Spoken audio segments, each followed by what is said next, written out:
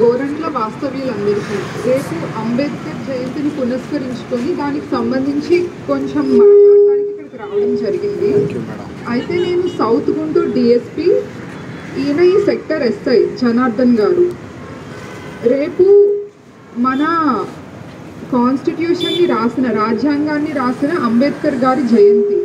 ఆ జయంతి సందర్భంగా అందరూ కూడా వేరే వేరే లెవెల్స్లో సెలబ్రేట్ చేసుకోవడం అవుతుంది. కొందరు పూలదండలు వేస్తారు, కొందరు ర్యాలీస్లా చేస్తారు, ప్రొసెషన్లా. ఏం చేసినా సరే ప్రశాంతమైన వాతావరణంలో చేయాలన్నది మా కోరిక.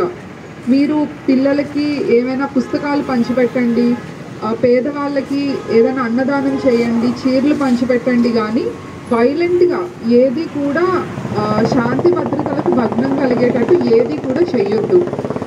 ఇప్పుడు అంబేద్కర్ పేరు చెప్పి మనం మంచి పనులు చేయాలి తప్ప చెడ్డ పనులు చేయకూడదు. అంటే అనవసరమైన గొడవల్లో ఇరుక్కోవడం, అనవసరమైన కొట్లాటలకు వెళ్ళడం, కులాల మధ్య మతాల మధ్య అనవసరమైన గొడవలు రావడం, ఇలాంటివి జరగకుండా చూసుకోండి.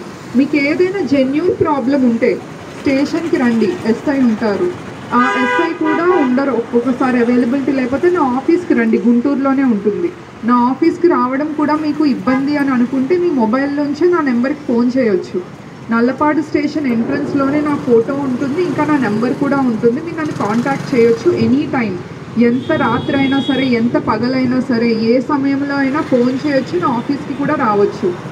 మీలో చాలామంది నా ఆఫీస్కి కూడా వచ్చి ఉంటారు. మిమ్మల్ని నేను చూసాను ఆఫీస్ దగ్గర, ఆ రత్నారెడ్డి కేసులో. కూర్చోండి. అలా మీరు ఎవరైనా సరే ఎనీ టైం ఆఫీస్కి వచ్చి మీకు ఏదైనా సమస్యలు ఉంటే దాన్ని చెప్పుకోవచ్చు. అంతేగాని అనవసరమైన గొడవల్లో ఇరుక్కోవద్దు. ఇప్పుడు కేసులన్నీ చాలా సీరియస్ అవుతున్నాయి, ఒకప్పుడులా కాదు.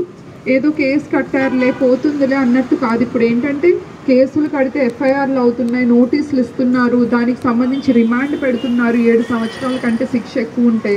అది కాకుండా ఇప్పుడు బైండ్ ఓవర్ చేస్తున్నారు మండల ఎగ్జిక్యూటివ్ మెజిస్ట్రేట్ ఎంఆర్ఓ దగ్గర 5 లక్షలకి. ఎస్పెషల్లీ యూత్ ఎవరైతే ఉన్నారో అనవసరమైన గొడవల్లో ఇరుక్కోకండి. గొడవల్లో ఇరుక్కొని దానివల్ల మీకు ఫ్యూచర్లో పాస్పోర్ట్లు, వీసాలు రావు.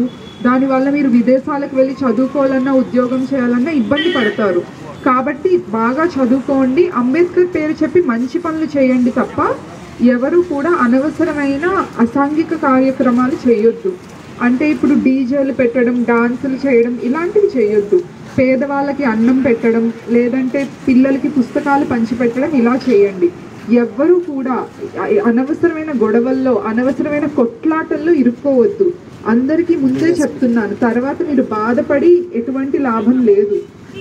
ఎంతమంది స్టేషన్స్ చుట్టూ తిరుగుతున్నారో, కోర్టులకి వాయిదాలు తిరుగుతున్నారో జాగ్రత్తగా మసులుకోండి.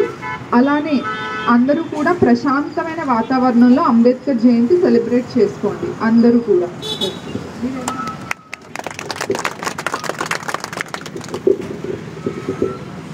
ఇక్కడికి ఈరోజు మన గ్రామానికి వచ్చేసినటువంటి సౌత్ డిఎస్పీ గారు మేడం గారికి, ఇక్కడ ఉన్న అంబేద్కర్ గారి బొమ్మ ప్రదర్శించినప్పుడు ఉన్న పెద్దలకి, ఇక్కడ యూత్ అందరికీ నా తరఫున కృతజ్ఞతలు తెలియజేస్తున్నాను. నమస్కారాలు. ఇక్కడ గతంలో గుంటూరు జిల్లా ఇప్పుడు పనిచేయలేదు, అన్ని రూరల్ పోలీస్ స్టేషన్లలో పోస్టింగ్ చేశాను. ఇప్పుడు గవర్నమెంట్ మారిన తర్వాత 6 months నుంచి ఇక్కడ వర్క్ చేస్తున్నాను. గతంలో వేరే సెక్టర్ చూస్తున్నాను. ఇక్కడ ఉన్న ఎస్ఐ గారు మారడం వల్ల ఇక్కడికి వచ్చాను. మేడం గారు కూడా కొత్తగా వచ్చారు. ఫస్ట్ పోస్టింగ్ మేడం సౌత్ డిఎస్పీగా మనకు గ్రూప్ 1 ఆఫీసరు. చాలా శ్రద్ధతో ఉంటున్నారు మేడం గారు కూడా. ఫస్ట్ పోస్టింగ్ కాబట్టి ఖచ్చితంగా ప్రతి ఒక్కరికి మంచి చేయాలి, పబ్లిక్లో ఇదవ్వాలని ఎప్పుడు కాల్ చేసినా, ఎవరు కాల్ చేసినా విడిపోకుండా మాట్లాడుతుంటారు. అందువల్ల అది ఉపయోగించుకోండి. ఎక్కువ ఈ సెక్టర్లో వచ్చేటువంటి మ్యాక్సిమం పాత కేసులు ఎప్పుడు చేసినా మనకు పల్లెల్లోంచే వస్తాయి. మన పక్కన ఇంత పట్టణాలు ఉన్నాయి, పక్కన పల్లె ఉంది. మన దగ్గర నుంచి ఎందుకు న్యూసెన్స్ వస్తుందంటే మనమే అర్థం చేసుకోవాలి.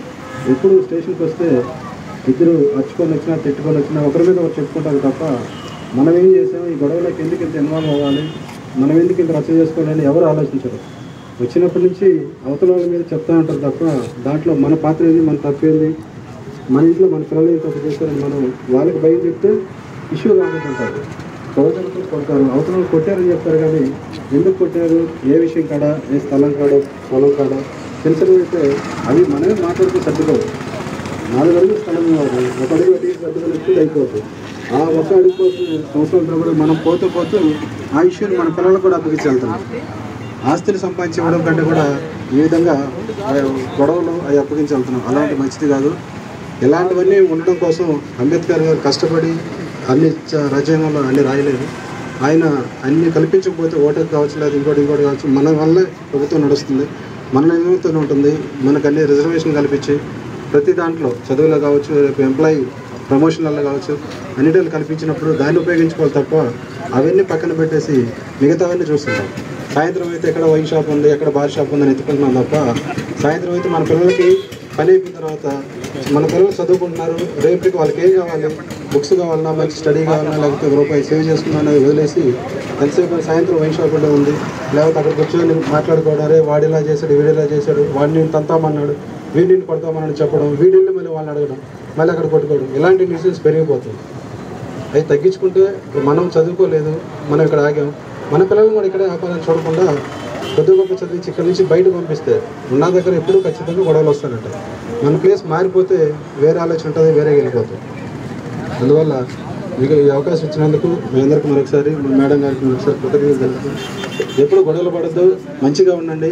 మీకు నిజమైన న్యాయం ఏదైనా అన్యాయం జరుగుంటే ఖచ్చితంగా మా దగ్గర రండి, మాట్లాడి చేస్తాం.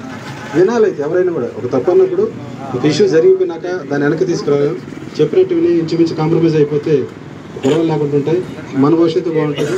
24 ఒక చిన్న ఇష్యూకి ఇంకా అదే ఆలోచిస్తూ మైండ్ పాడు చేసుకుని రకరకాలుగా ఉంటారు. అలా చేసుకోవద్దు, మంచిగా ఉండండి, మీ పిల్లలకు మంచి భవిష్యత్తు ఇవ్వండి.